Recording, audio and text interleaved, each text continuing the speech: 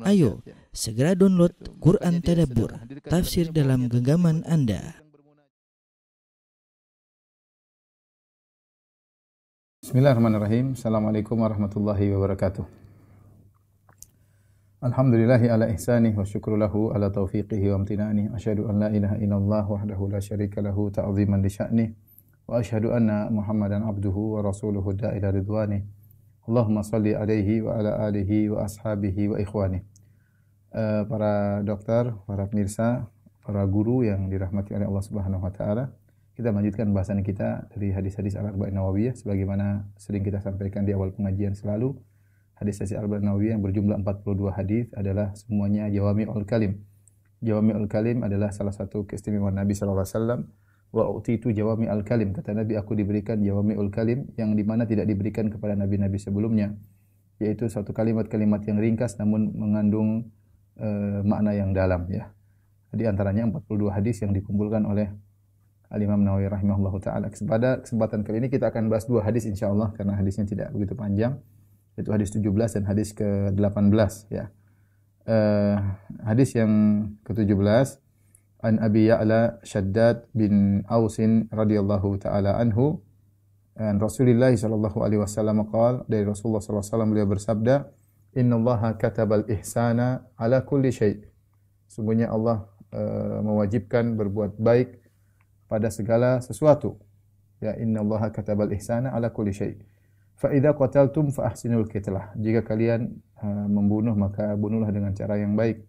Wa idza dzabhtum fa ahsinu dzibhah. Jika kalian menyembelih maka sembelihlah dengan cara yang baik. Wal yuhidda ahadukum syafratahu. Hendaknya salah seorang dari kalian menajamkan pisaunya. Wal yurih dzabihatahu, agar memudahkan sembelihannya. Hadis riwayat Muslim. Tapi kita akan terus di sini, ya. Nabi SAW bersabda, sesungguhnya Allah kataba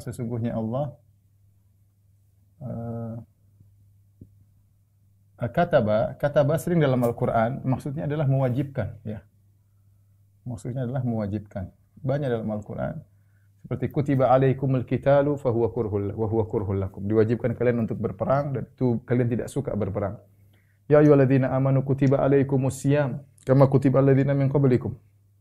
Wahai orang yang beriman, sungguhnya diwajibkan atas kalian puasa sebagaimana diwajibkan seorang sebelum kalian agar kalian bertakwa. Jadi kataba maknanya adalah Allah mewajibkan al-ihsan. Al-ihsan secara makna adalah berbuat baik, ya. Berbuat baik. Ala kulli syai', atas segala sesuatu, dalam segala hal, dalam segala hal. Kemudian Rasulullah memberi contoh. Contohnya apa? Contohnya yang sederhana berkaitan dengan hewan. Di antaranya berkaitan dalam hal-hal yang sepertinya butuh keganasan membunuh dalam menyembelih, ya. Kalau dalam membunuh, dalam menyembelih saja kita harus berbuat ihsan, ya, maka apalagi dalam hal yang lain. Maka kata Nabi sallallahu alaihi wasallam, fa idza qataltum fa ahsinul qitlah wa idza dhabhtum fa ahsinu dzibhah.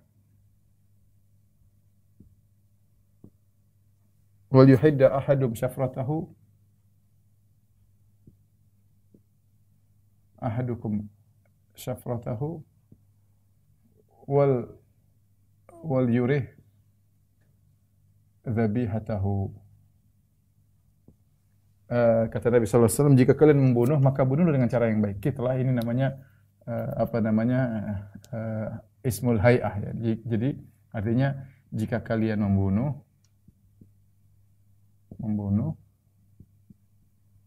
maka dengan cara yang baik. Jika kalian menyembelih, jika kalian menyembelih hewan, sembelihlah dengan cara yang baik. Dengan cara yang baik. Wal yuhidda ahadukum syafratahu. Di antaranya tajamkan pisau. mudahkanlah sembelihan. Mudahkanlah sembelihan ya. Itu istirahatkan sembelihan biar dia tidak kesakitannya, terlalu berlebihannya. Baik, kita mulai dari awal hadis. Sungguhnya Allah mewajibkan al-ihsan. Diwajibkan dalam apa? Dalam segala hal. Adapun yang Rasulullah sebutkan ini sekedar contoh. Ini hanyalah contoh. Karena kita tahu kewajiban berbuat ihsan dalam segala hal. Dalam sebagian riwayat, fa innallaha huwa muhsin. Karena Allah adalah zat yang muhsin, maka dia suka perbuatan ihsan. Muhsin itu orang yang melakukan ihsan, disebut muhsin. Allah juga memiliki nama al-muhsin. Maka ini dicontohkan pada perkara yang butuh kekerasan dalam hal membunuh ya. Ternyata dalam hal membunuh juga ya tidak asal-asalan. Ternyata dalam membunuh juga bisa berbuat ihsan. Bisa berbuat ihsan. Yang kita gambarkan namanya membunuh ya sangar, sehebat, terserah, seenak-enaknya. Enggak, ternyata harus berbuat ihsan, namun tidak boleh membunuh sembarangan, mencincang-cincang. Rasulullah SAW mengatakan, wala tumathilu atau wala tamthulu, jangan berbuat musla, yaitu jangan mencincang-cincang, enggak boleh. Kemudian dalam menyembelih, ya, dalam menyembelih juga enggak boleh ngawur.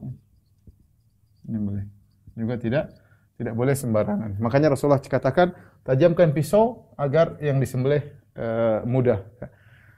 Tapi kita kembali kepada perkataan Nabi, al-ihsan ala kulli syai', dalam segala hal.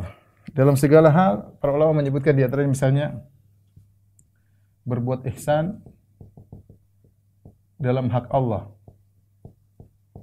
Ya. Dalam hak Allah. Bagaimana caranya? Yaitu sudah pernah kita bahas di awal pengajian, yaitu beribadah kepada Allah seakan-akan engkau melihat Allah.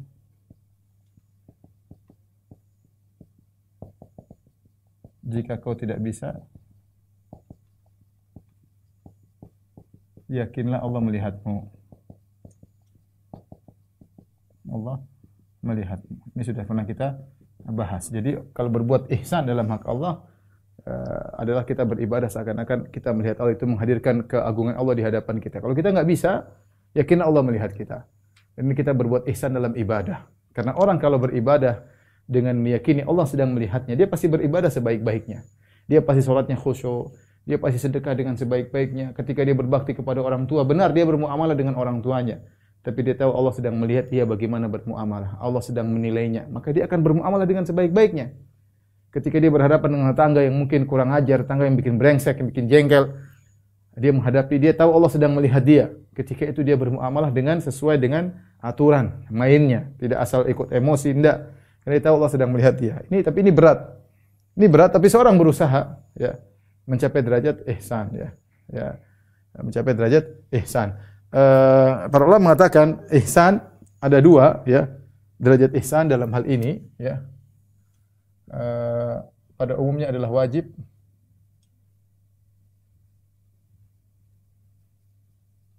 Adalah wajib.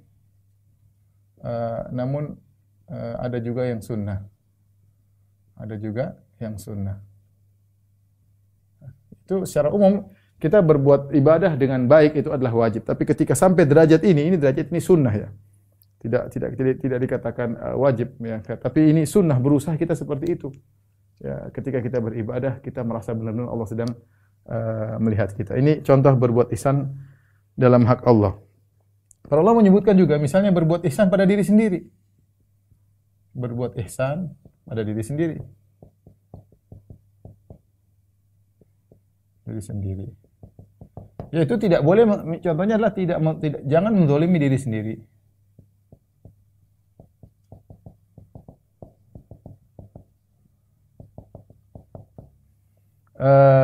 Jangan menzalimi diri sendiri. Kita tubuh butuh istirahat ya. Butuh rileks ya, butuh menyalurkan syahwat ya. Kita butuh manusia, kita sifat manusia, kita punya sifat-sifat yang memang harus kita perhatikan sebagai manusia. Maka jangan seorang memaksakan dirinya di luar kemampuannya. Makanya Nabi SAW pernah bersabda, alaikum, dalam Sahih Bukhari, kata Nabi SAW, alaikum minal amali ma tutiqun. Fa inna Allah la yamallu hatta tamallu. Ya. Kata Nabi SAW, hendaknya kalian melakukan amalan yang kalian mampu. Sungguhnya sungguhnya Allah tidak bosan sampai kalian yang bosan sendiri, ya. Maksudnya apa? Yaitu kita berusaha beramal, tapi jangan di luar kemampuan kita, ya. Sebagian orang misalnya dia saking semangatnya dia mau ngurus misalnya anak yatim sampai 100 yayasan, ya nggak mampu. Niatnya baik tapi ente nggak mampu ngurus 100 yayasan anak yatim. Ngurus 1, 2, 3, lihat kemampuan kita. Ya. Jangan kita terlalu semangat sehingga di luar kemampuan kita. Sampai seperti ada orang misalnya seorang dai dipercaya sama banyak orang, kemudian mereka misalnya memberikan bantuan untuk bikin masjid lah, bikin kemudian dia mau ngurus semuanya, tidak mampu. Tidak mampu. Kemampuan dia terbatas. Terlalu banyak proyek-proyek akhirat, tapi dia tidak mampu. Dan Nabi SAW mengatakan, Innallaha yuhibbu idza amila ahadukum amalan an yutqinahu. Sungguhnya Allah suka jika seorang melakukan suatu kegiatan, dia profesional dalam menjalankannya. So, kita punya niat banyak baik, tapi tidak semuanya bisa kita kerjakan, ya. Oleh karenanya ketika ada 3 orang sahabat datang kepada istri Nabi, kemudian bertanya kepada istri Nabi tentang ibadah Nabi di rumah. Mereka kan tidak lihat. Mereka hanya lihat Nabi kalau ke masjid. Mereka ingin tahu sih, Nabi kalau di rumah ibadahnya apa? Maka istri Nabi jelaskan Nabi itu begini. Faka'annahum taqaluha, sehingga mereka menyangka seakan-akan ibadah Nabi sedikit. Kata mereka, Nabi ibadahnya segitu, padahal dia sudah dijamin masuk surga dan telah diampuni dosa telah lalu akan datang. Kita bagaimana? Kalau gitu kita harus lebih. Maka salah satu di antara mereka berkata, saya akan puasa terus tidak pernah berbuka. Puasa setiap hari tidak pernah berbuka. Satu berkata, saya akan sholat malam tidak tidur. Satu berkata, wa a'tazilun nisa, saya tidak mau nikah sama sekali. Karena nikah itu sama perempuan bikin repot, harus kerja, harus ini, harus menghalangi saya ibadah. Saya tidak mau nikah. Niat mereka semangat, ya, tapi ini terlalu berlebihan. Maka Nabi akhirnya dengar dan Nabi tegur mereka. Nabi mengatakan, fa inni atqakum li rabbikum wa akhsyakum. Aku adalah orang yang paling bertakwa kepada Rabb, aku paling takut kepada Allah.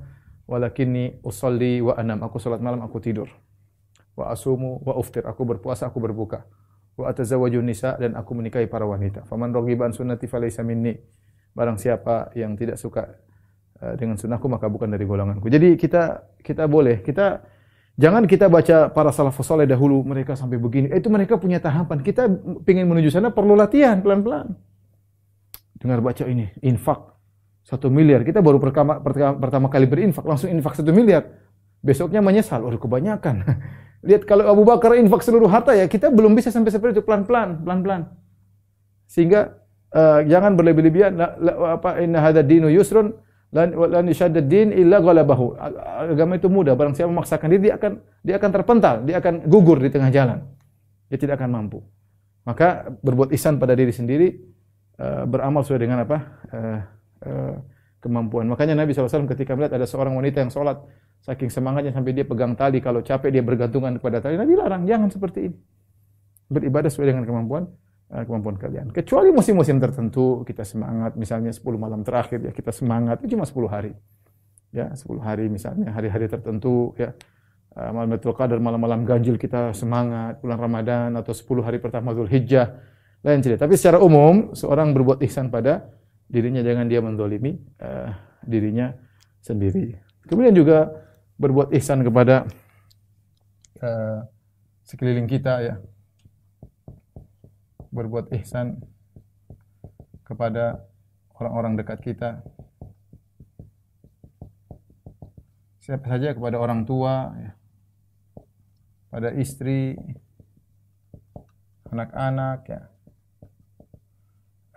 Kemudian karib kerabat, ya ini kita kerabat berusaha kita berbuat ihsan kepada mereka yang kewajiban kita harus kerjakan, lebih daripada itu hukumnya sunnah. Apa kewajiban kita terhadap kakak kita, apa kewajiban kita terhadap adik kita, apa kewajiban kita terhadap orang tua, harus kenalin. Kita harus kenal apa kewajiban kita kepada istri, kepada anak-anak, harus kenal apa. Itulah kita berbuat ihsan kepada mereka. Sampai akhirnya Nabi juga sebutkan contohnya dalam berbuat ihsan dalam membunuh. Ini contohnya ya.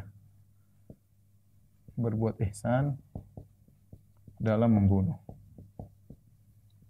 namanya membunuh itu ada, dalam peperangan ada orang kafir yang menyerang, kalau kita tidak membunuh dia yang membunuh kita. Dan dalam peperangan boleh, namanya perang wajar-wajar saja saling bunuh-bunuhan. Nah, dalam peperangan pun kalau kau membunuh, Nabi mengatakan fa idza qataltum fa ahsinul qitlah. Bunuh dengan cara yang baik.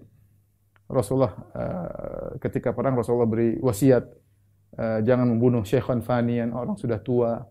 Jangan membunuh ahli ibadah di antara mereka, jangan ganggu kalau mereka sedang beribadah. Jangan bunuh wanita, jangan bunuh anak-anak ya. Rasulullah larang.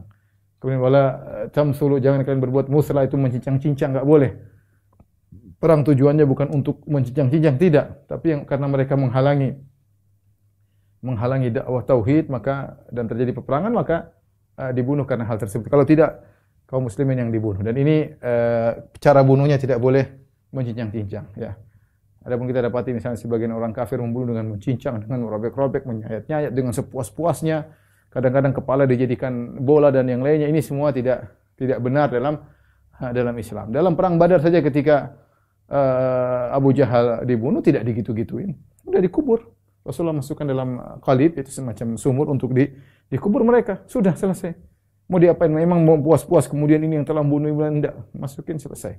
Islam tidak mengajarkan demikian. Bahkan dalam membunuh disuruh cara membunuh yang terbaik, tidak boleh menyiksa. Maka tidak boleh diantaranya mengadab seorang, dibakar misalnya, dicincang-cincang, disilet-silet. Ini nggak boleh, nggak boleh. Ya. Hanya saja para ulama khilaf, ya. Khilaf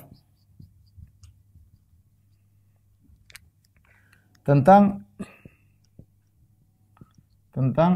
orang yang membunuh dengan sadis atau mencincang, apa bahasa Indonesianya, apa? Mutilis ya? Mutilasi ya. Mencincang ya. Apakah dia juga dibunuh demikian?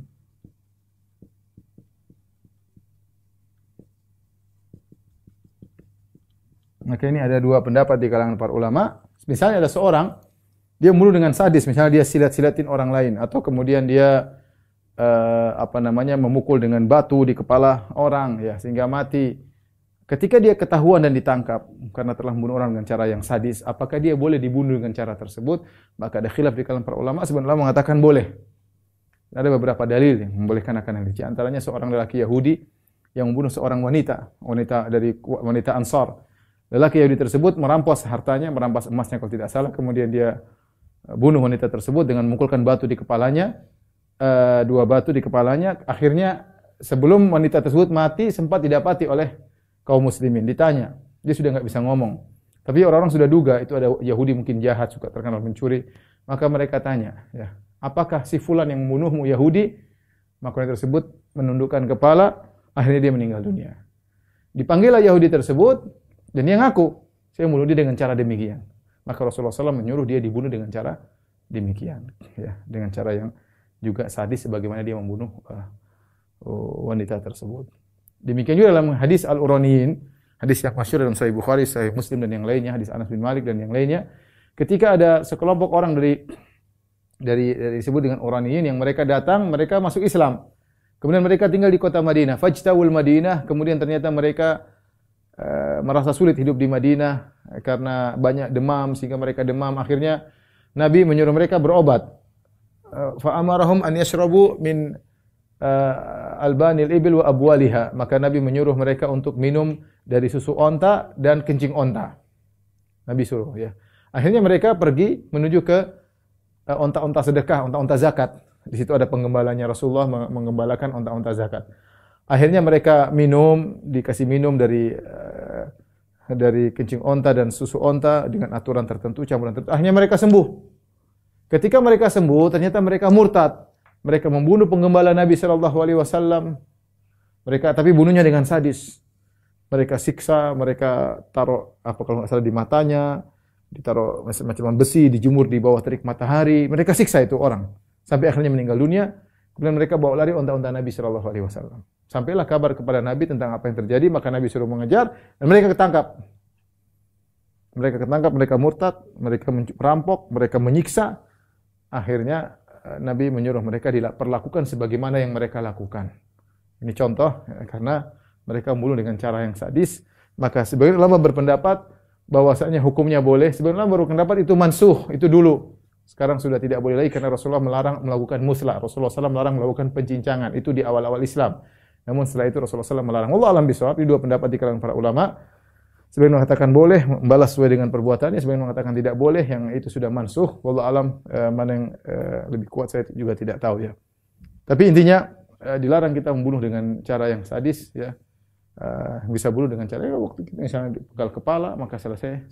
Tidak perlu kita melampiaskan emosi. Kemudian juga Rasulullah contohkan dalam menyembelih.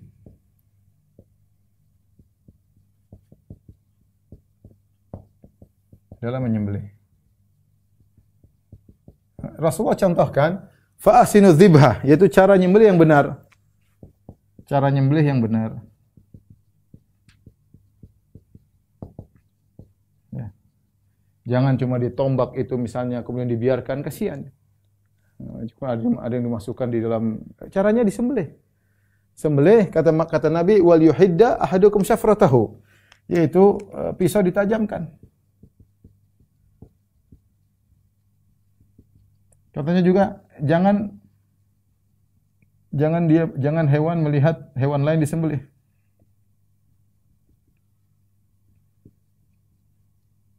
Hewan juga punya perasaan ya. Kalau kita nyembelih seperti nyembelih sapi misalnya dua, yang satu disembelih jangan lihat satunya lihat temannya disembelih, apalagi mungkin teman dekatnya kemudian disembelih tadi di kandang bareng-bareng, mungkin istrinya atau apa, kemudian betinanya kemudian disembelih, oh dia bisa emosi. Jadi kasihan. Ya, kadang ada sapi yang menangis mungkin sedih. Kita jangan begitulah. Kambing atau sapi sembelih bisa jangan kalau bisa.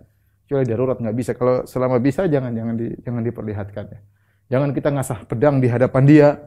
Ya, kasihan ya. Kita udah tahu kita sembelih ya. Nah, sebagian orang sembelih sapi, makanya saya bilang kalau orang tidak pandai menyembelih sapi jangan coba-coba. Akhirnya dia nyiksa, wow, enggak putus-putus deh. Enggak kasihan sapinya tersiksa. Kalau orang yang ahli dia cuma tarik selesai sudah. Sapinya tidak lama kemudian sudah terputus urat-uratnya selesai, darahnya keluar. Adapun kalau dia sembelih ternyata urat yang satu belum kena, kasihan sapinya tersiksa. Kemudian ini cara-caranya di antara juga jangan dikuliti sebelum benar-benar telah mati.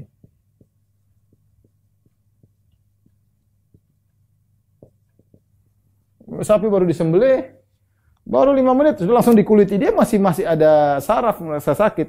Nanti dulu sebentar dia sudah tenang, sudah diam, sudah mati, belum mati baru dikuliti. Adapun belum masih ada kehidupannya kemudian disembelih maka dia akan kesakitan ya.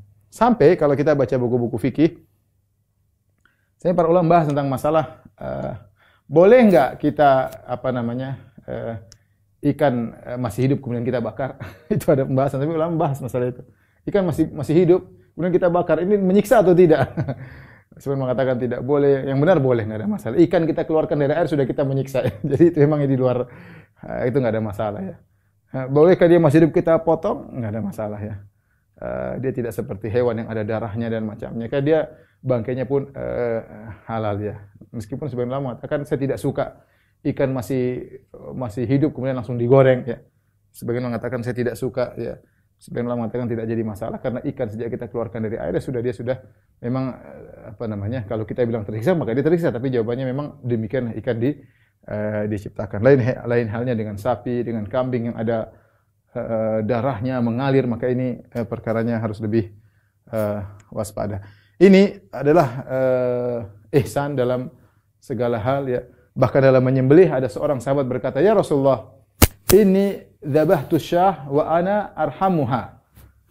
Ya Rasulullah, aku menyembelih kambing dan aku ada rasa kasihan sama dia. Kata Nabi SAW, "Asyad, in rahimtaha rahimakallah." Sungguhnya kambing yang akan kau sembelih, tapi kalau ada rasa rahmat kepadanya, Allah akan merahmatimu. Artinya jangan sadis-sadis, kita menyembelih kambing ya sembelih dengan baik. Pisaunya ditajamin, jangan ditakut-takutin ya. Dirawat dengan baik, sembelih dengan baik, yaitu Allah akan sayang kepada kita. Maka tidak boleh hewan kita misalnya adu, berkelahi sampai atau kita hanya jadi main-mainan atau dijadikan target untuk ayo ada burung, enggak boleh, itu namanya menyiksa, enggak boleh. Atau dua burung diikat kemudian satunya terbang sana, enggak bisa saling dorong-dorong. Ini juga kadang-kadang anak main-main ya. Kadang-kadang burung merpati jadi target bukan untuk dimakan, cuma untuk jadi mainan, mati, tembak lagi satu, mati, enggak boleh. Ini sebenarnya hukumnya haram. Hukumnya haram. Ingat sabda Nabi SAW, bagaimana berbuat ihsan kata Nabi SAW, dakhalat imra'atun nara fi hiratin habasatha. Ada seorang wanita masuk neraka gara-gara seekor kucing yang dia kekang, hatta mata, sampai mati kucing tersebut. La hiya at'amatha, dia tidak kasih makan, wa la hiya tarakatha ta'kulu min khashashil ard, dan dia tidak dibiarkan makan dari hewan-hewan atau serangga-serangga yang ada di atau hewan-hewan di atas muka bumi ya. Kenapa tidak dibiarkan dia cari makan sendiri? Ditahan tapi tidak dikasih makan sampai mati, menyebabkan seorang wanita masuk neraka jahanam. Oleh karenanya ihsan, berbuat ihsan berlaku kepada segala sesuatu. Inilah indahnya Islam ya. Memerintahkan kita untuk berbuat ihsan pada segala hal. Baik, kita lanjutkan hadis berikutnya. Tolong difoto.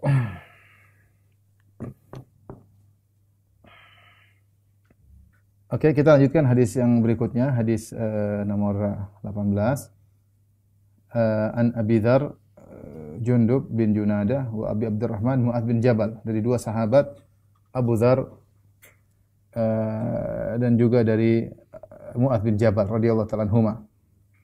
An Rasulillah sallallahu alaihi wasallam. Rasulullah SAW berbicara kepada mereka berdua. Seakan-akan Rasulullah SAW mengutus mereka untuk berdakwah atau ada satu keperluan ya. Rasulullah SAW bersabda, ittaqillah haitsu ma kunt. Bertakwalah kepada Allah dimanapun engkau berada. Wa atbi'is sayyi'ata al-hasana tamhuha. Sertakanlah perbuatan buruk dengan perbuatan baik, niscaya perbuatan baik akan menghapus perbuatan dosa tersebut. Wa khaliqin nasa bi khuluqin hasan, ya. Dan bersikaplah kepada manusia dengan akhlak yang baik. Ini 3 wasiat yang Rasulullah SAW berikan kepada Abu Dzar dan Mu'adz bin Jabal radhiyallahu taala anhuma ya. 3 wasiat. Yang pertama, Nabi SAW berkata, ittaqillaha haitsu ma kunt. Ittaqillaha haitsu ma kunt. Bertakwalah kepada Allah dimanapun kau berada.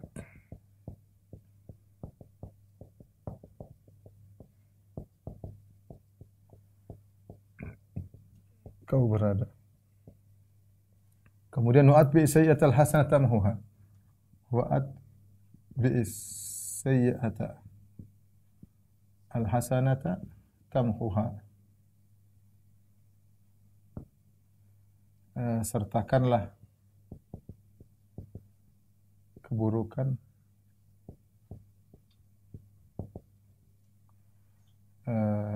dengan kebaikan. Iringkanlah keburukan dengan kebaikan. Jika kau berdosa, berbuat keburukan, iringkanlah dengan kebaikan. Niscaya kebaikan tersebut akan menghapus dosa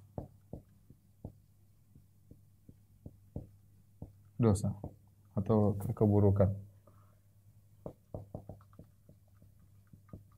Kemudian yang ketiga, wa khaliqin nas bi khuluqin hasanin. Khaliqin nas bi khuluqin hasanin. Ya. Berakhlaklah kepada manusia, kepada masyarakat dengan akhlak yang baik.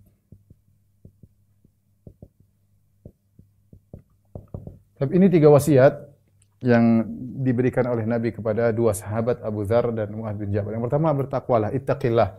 Apa maksud bertakwa? Bertakwa ya ada namanya albir wa taqwa ya. Ada Albir wa ta'awanu 'alal birri wat taqwa. Albir at-taqwa. Albir asalnya jika bergabung antara albir wat taqwa, bir artinya kebajikan. Melakukan kebajikan. Takwa artinya meninggalkan maksiat. Meninggalkan maksiat, ya. Ini asal takwa. Takwa artinya menghalangi. Wattaqathu biyadihi, ya, biyadiha, ya. Saqatan nasifu walam turid isqatahu, ya. Fatanawalathu, apa namanya? Fatanawalatha wattaqatha biyadiha, ya. Sebagaimana dalam syair disebutkan, seorang wanita khimarnya jatuh, dia tidak ingin khimarnya jatuh, maka dia ambil dengan tangannya dan salah satu tangannya menutup wajahnya, yaitu dia melindungi wajahnya dari terlihat oleh orang lain. Jadi takwa artinya meninggalkan maksiat. Engkau menjadikan penghalang antara engkau dengan neraka jahanam dengan cara meninggalkan maksiat. Ini asal takwa. Ketika takwa disebut secara sendiri, dia mencakup albir wa taqwa. Demikian albir kalau disebutkan sendiri dia mencakup takwa. Tapi kalau digabungkan, maka albir artinya melakukan kebajikan, takwa artinya meninggalkan kemaksiatan. Cenderung kepada meninggalkan kemaksiatan itulah makna takwa, ya. Makanya salah seorang penyair berkata, khallid dzunuba saghiraha wa kabiraha dzaka tuqa wasna kamashin fawqa ardi syaukin yahdharu ma yara, ya. La tahqiranna saghiratan innal jibala minal hasa. Tinggalkanlah dosa-dosa yang kecil maupun besar, itulah ketakwaan. Jadilah engkau seperti seorang yang berjalan di tanah yang penuh dengan duri. Yahdharu ma yara, dia waspada dengan apa yang dia lihat, dia waspada ada duri, pelan-pelan menghindar. Ya, la tahqiranna saghiratan, jangan kau meremehkan dosa kecil. Ingatlah bahwasanya gunung berasal dari kumpulan kerikil atau kumpulan tanah, ya. Jadi seorang yang bertakwa dia meninggalkan baik dosa besar, dosa kecil. Dia tidak memandang besar kecilnya dosa, tapi dia memandang kepada siapa dia bermaksiat. Yang jadi perhatian sini Nabi mengatakan, ittaqillah haitsu ma kunt, dimanapun engkau berada. Karena ada sebagian orang dia bertakwa pada sebagian kondisi. Ketika dia di tanah air dia bertakwa, ke luar negeri tidak bertakwa. Dia seakan-akan lepas dari berbagai macam ikatan. Ada orang kalau di rumah dia bertakwa, kalau di kantor dia tidak bertakwa. Ya, ada orang seperti itu. Hati-hati para dokter, ya jangan sampai bertakwa di rumah, di tempat praktek enggak bertakwa. Hati-hati, ya. Godaan bisa datang kapan saja, ya. Setan di mana-mana. Dokter juga digoda setan, ya kan. Jadi semua kita digoda, ustaz juga digoda, semua digoda. Seorang waspada, ya. Waspada, bertakwalah. Sebagian orang ketika di depan banyak orang dia bertakwa, ketika dia sendirian dia tidak bertakwa. Ketika di depan banyak orang dia wali Allah, ketika dia sendirian dia wali syaitan. Oleh karenanya seorang berusaha bertakwa dimanapun dia berada dan kapanpun. Tetapi Nabi mengisyaratkan bahwasanya selalu bertakwa itu kemustahilan bagi seorang manusia. Manusia, kata Nabi, istaqimu wa lan tuhsu. Kalian beristiqomah, kalian tidak bakalan mampu, ya. Pasti kita melenceng, namanya manusia, ya. Kata Rasulullah sallallahu alaihi wasallam, apa namanya? Kullu bani Adam khata' wa khairul khata'ina tawwabun. Semua namanya anak Adam mesti melakukan dosa. Dan sebaik-baik berdosa yang bertobat. Nah, kalau kita melakukan dosa, kita sudah bertakwa ini, namun kita melakukan dosa. Apa yang kita lakukan? Maka solusinya ini, ya. Kalau engkau berbuat keburukan dosa, maka apa caranya bagaimana? Iringkanlah dengan kebaikan. Iringkanlah dengan kebaikan. Dari sini kita tahu yang bisa menghilangkan dosa banyak hal yang bisa menghilangkan dosa. Menggugurkan dosa. Sampai Ibnu Taimiyah, saya punya ceramah khusus tentang ini sekitar 10 penggugur dosa, ya. Saya sudah pernah bahas, tapi yang ingin saya singgung pada kesempatan ini 2 hal. Yang pertama adalah taubat. Yang kedua adalah melakukan kebajikan.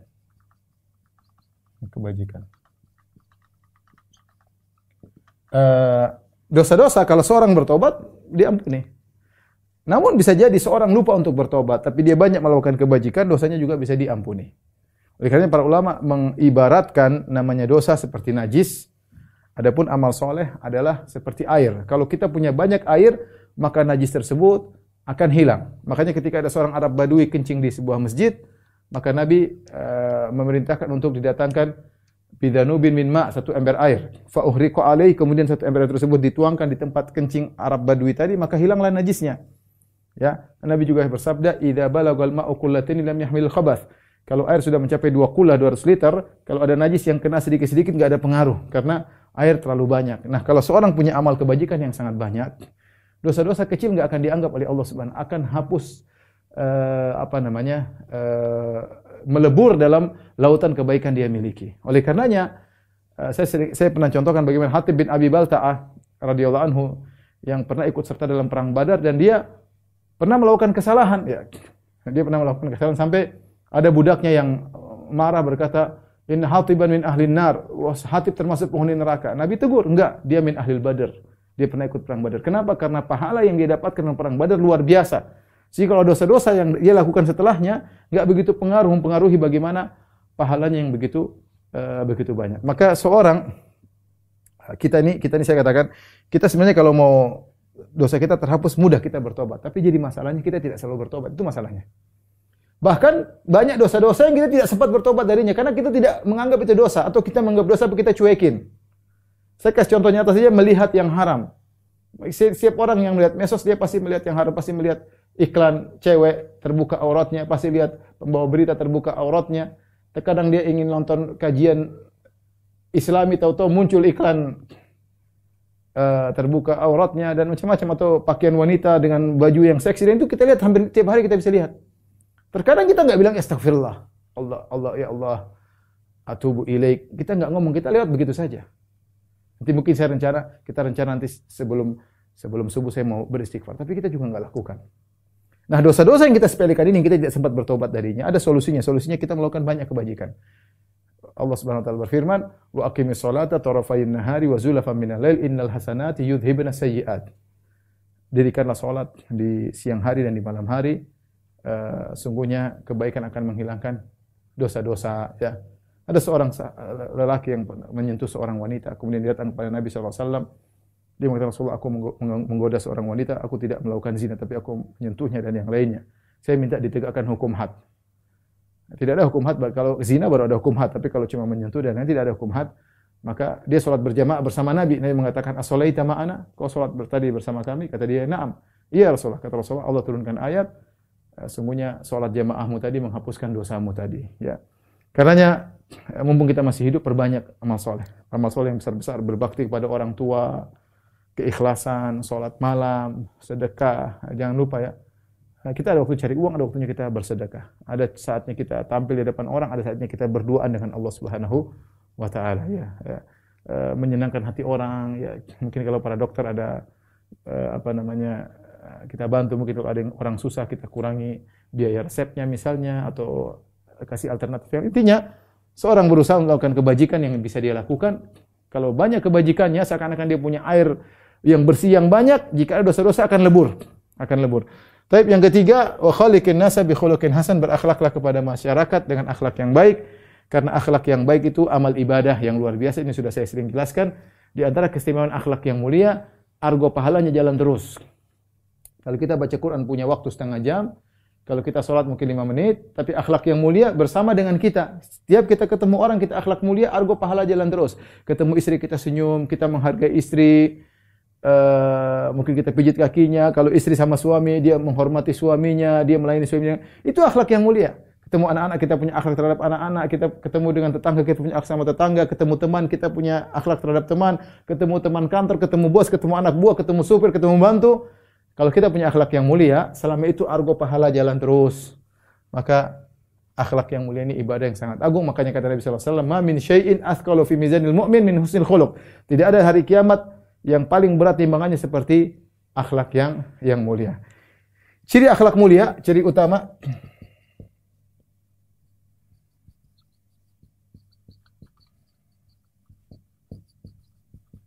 tiga. Pertama, talaqatul wajh, senyum, murah senyum. Yang kedua, ringan tangan, mudah membantu. Badlun nada, mudah membantu. Yang ketiga, kaful adha, tidak mengganggu.